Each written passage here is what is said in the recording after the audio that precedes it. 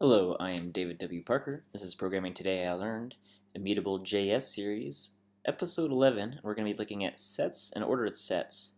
Just a note, this will be the last ImmutableJS episode. Next up, we'll be covering Flow and Flowtype, which is also out of Facebook. And so let's go ahead and get started. By the way, the reason for that is that we pretty much covered most of the API. Everything else that is missing that you may think we haven't covered has already been covered by previous podcasts in terms of screencasts, in terms of collections and the iterables.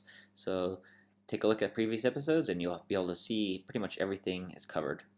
So today we have sets, which is a collection of unique values of O log 32 in, as, and has. When iterating, they'll be in value-value pairs. Iteration order is undefined but stable, and multiple iterations on the same set will always be the same order.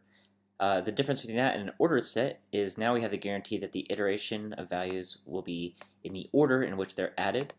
It's more expensive and might consume more memory, and add has amortized log 32 of in, and it's not stable.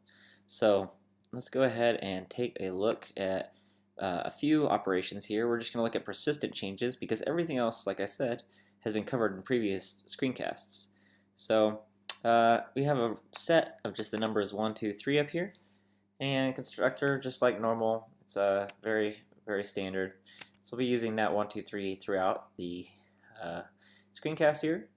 Clear and add and delete, all very similar to what you've seen before. So if we add the number 4, if we remove the number 2, you get back new sets here, or ordered sets of the added value with the added values or the remove value. Note that the delete cannot be used safely in IE 8. This is a note on Immutable's website. The more interesting ones are unions, intersects, and subtracts. We have not covered these before.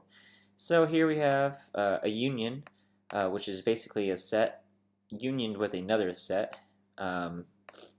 And here we have this is with an array, and this is with a set, a new set, so those are the two types. And so we get the new one, which was 1, 2, 3, and then also including the new values of 4 and 5. So you can do either one of those. This one here, intersect, this will find the values that are only in this set as well as the other set. So the intersection of 1, 2, 3, and then 3 and 4 will only be the number 3. And on this one, the intersection of 1, 2, and 3, and then the set of 1 and 4 will only be the number 1. And then finally we have subtraction here, and we have 1, 2, 3, and then we're going to subtract 3 and 4 from it, so we'll end up with 1 and 2. And we have subtract 1, 2, 3, and then we have 1 and 4, so we'll end up with just 3 and 2. So that's it for this episode. I hope you've enjoyed the ImmutableJS series. Hopefully it helped you, and we look forward to seeing you and on listening to the Flowtype ones. If you like what you saw today, please like the video, subscribe, and make sure to sign up for my newsletter on ProgrammingTIL.com. Thank you.